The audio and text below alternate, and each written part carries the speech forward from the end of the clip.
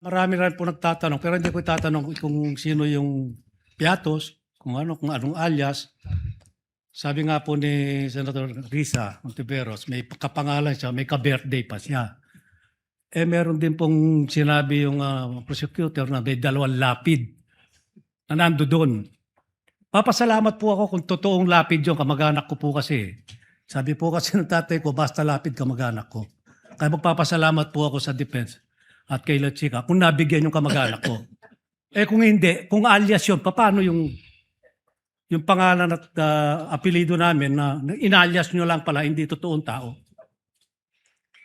Your Honor, yung mga documents po na yan ay galing po sa security officer, Your Honor, na si Colonel La Chica, Your Honor, na itinalaga po ni Vice President, Your Honor.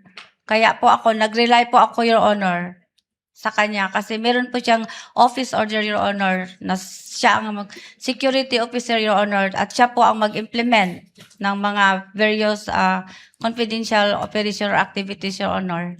Ba't yung pinagkatiwalaan si Colonel La Chica, may nakita ba kayong background niya? Nung siya, active pa siya hanggang ngayon, meron ba siyang intelligence fund sa office niya, na sarili niya?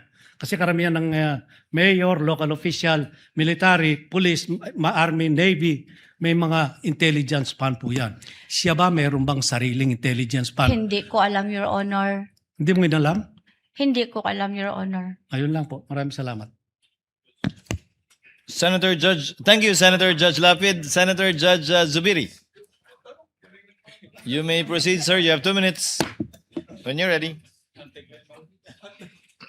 Ayoko na magtanong sana, Mr. Presiding Officer. Napakaganda ng mga tanong ni Senator Lapid. Anticlimactic na po ako pagka ganito.